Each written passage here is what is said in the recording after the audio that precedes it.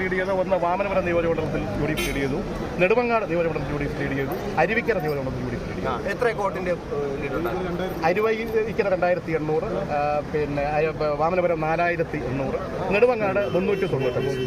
ഈ 3 മണ്ഡലത്തിലാണ് UDF lead ചെയ്തത്. അതെ, ഈ 3 മണ്ഡലം കഴിഞ്ഞ പ്രാവശ്യം നെടുമങ്ങാട് ഒഴികെ 6 UDF ലീഡ് ചെയ്തതാണ്. നെടുമങ്ങാട് കഴിഞ്ഞ 2019 അടൂർ പ്രകാശ് മത്സരിക്കുമ്പോൾ നെടുമങ്ങാട് ഒഴികെയുള്ള ബാക്കി 6 നിയോജകമണ്ഡലത്തിൽ UDF ലീഡ് ചെയ്തു. മറ്റുള്ള മണ്ഡലങ്ങളിൽ നല്ല രീതിയിൽ പിന്നിപ്പോയി. എങ്ങനെയാണ് ആ ഒരു? ഇല്ല, അങ്ങനെ വലുതായി ഈ തെരഞ്ഞെടുപ്പിൽ പിന്നിപ്പോയില്ല. കാരണം ഇവിടെ ചിറയൻകീഴും ആറ്റിങ്ങലും കാട്ടാക്കടയും BJP മുൻപിലുണ്ട്. അതേസമയം നെടുമങ്ങാട്ടൊക്കെ സംബന്ധിച്ച് BJP ഏകദേശം ജയിച്ച UDF-നേക്കാൾ 8000 വോട്ട് പറയുക. അതേസമയം വർക്കലയിൽ മാത്രമാണ് ജോയിക്ക് ലീഡ് ചെയ്യാൻ സാധിച്ച ഒരേ ഒരു